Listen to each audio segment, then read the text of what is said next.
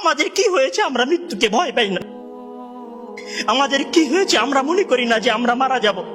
পৃথিবীর সর্বশ্রেষ্ঠ মানুষ, সর্বশ্রেষ্ঠ রাসূল দুনিয়া থেকে বিদায় নিলেন, তার সাহাবীদেরকে ছেড়ে তিনি দুনিয়া থেকে চলে গেলেন, ওপারের জগতে পাড়ি জমালেন।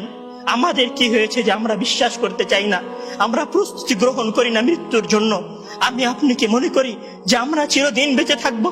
আমি আপনি কি মনে করি যে আমার গ্যারান্টি রয়েছে আমি সালাত আদায় করে আমার রুমে ফিরে যাব? বিশ্বাস করুন হে আমার ছাত্র ভাইয়েরা, অবশ্যই আমাকে আপনাকে একদিন মৃত্যুবরণ করতে হবে, আমাকে আপনাকে একদিন এই দুনিয়া ছেড়ে চলে যেতে হবে। সুতরাং মৃত্যুর জন্য প্রস্তুতি গ্রহণ করুন, সুতরাং মৃত্যুর জন্য প্রস্তুতি গ্রহণ করুন।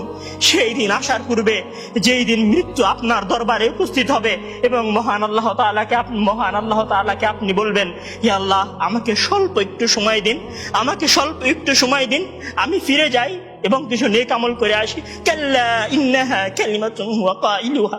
তখন মহান আল্লাহ তাআলা বলবেন, কোনো সুযোগ নেই, এটা তো তার মুখের কথা মাত্র, সে ফিরে গেলে আবারও আমল করবে না, সে ফিরে গেলে আবারও আমল করবে না। সম্মানিত ভাইয়েরা, সেই দিন আসার পূর্বেই প্রস্তুতি গ্রহণ করুন, সেই দিন আসার পূর্বেই প্রস্তুতি গ্রহণ করুন।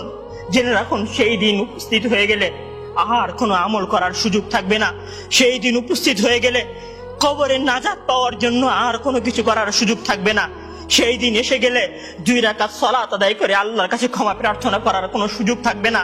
সেই দিন এসে গেলে রাতে জেগে 8 রাকাত তাহাজ্জুদ সালাত আদায় করার কোনো সুযোগ থাকবে না। এখনো সময় আছে। মহান আল্লাহ তাআলার দরবারে নিজেকে সঁপে দিয়ে তার কাছে ক্ষমা প্রার্থনা করুন। মহান আল্লাহ তাআলার দরবারে নিজেকে সঁপে দিয়ে তার কাছে ক্ষমা প্রার্থনা করুন। মানুষের সাথে কোনো ভুল থাকলে সে ভুলের ক্ষমা চেয়ে নিন। মহান আল্লাহ তাআলার সীমা লঙ্ঘন করে থাকলে মহান আল্লাহ তাআলার কাছে ক্ষমা চেয়ে নিন। সেই দিন আসার পূর্বে যদি সেই দিন এসে যায়, সেদিন আর কোনো লাভ হবে না, সেদিন বেঁচে থাকার আর কোনো সুযোগ হবে না, 1 সেকেন্ড সময় আপনাকে বেশি দেওয়া হবে না।